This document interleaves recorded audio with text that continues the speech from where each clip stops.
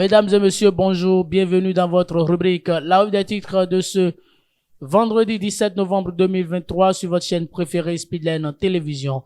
Démarrons par le quotidien La Boussole qui affiche assouplissement des conditions de commercialisation du soja, Talon prive Yahi et l'opposition de leur thème de campagne dans le Nord.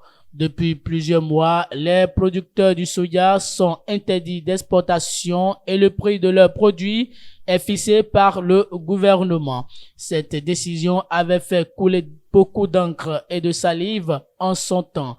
Malgré les nombreuses rencontres de vérité entre le gouvernement et les paysans, la situation est restée tendue jusque-là entre les protagonistes.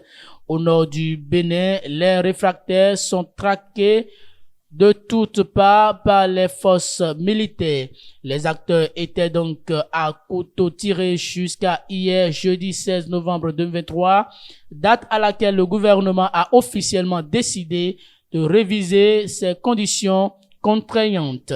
Désormais, selon le communiqué du secrétariat général du gouvernement, la campagne de commercialisation du soja grain 2023-2024 se passera selon des critères plus soutenables pour les producteurs, écrit le quotidien à la page 3 de sa parution.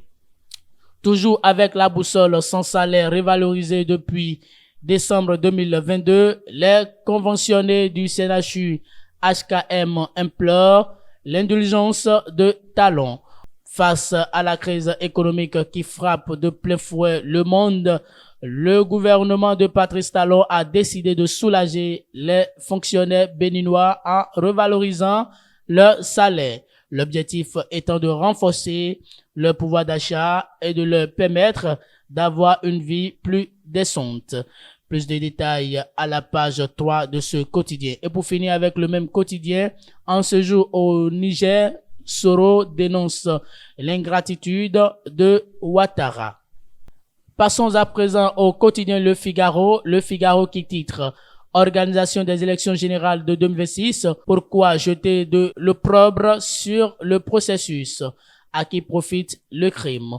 Face à cette interrogation, le quotidien écrit « Les hommes politiques ont parfois la mémoire sélective, quand d'autres ne sont carrément pas amnésiques. » Parce que si un politique de la trempe du président du parti Les Démocrates sollicite les institutions internationales au chevet de la démocratie de son pays dans le cadre des prochaines présidentielles, c'est qu'on aura tout vu. En réalité, l'ex-président de la République n'a aucune légitimité pour donner de leçons de démocratie à qui que ce soit. Rappelons-lui simplement que pendant ces 10 années de règne de 2006 à 2016, aucun scrutin n'a été organisé sans heurts et dans l'apaisement général, écrit le quotidien, et la suite est à lire à la page 2 de cette parution. Toujours avec le même quotidien, santé oculaire et lutte contre la cataracte. La Chine et le Bénin lancent le projet La Marche vers la Lumière. Les détails sont à lire dans les colonnes de cette parution du quotidien Le Figaro de ce vendredi 17 novembre 2023. Mesdames et messieurs, et c'est tout pour ce numéro de votre rubrique La Revue des titres de ce vendredi 17 novembre 2023 sur votre chaîne préférée Speedline Télévision. Merci pour votre fidélité, écoute et attention. Passez une très bonne journée.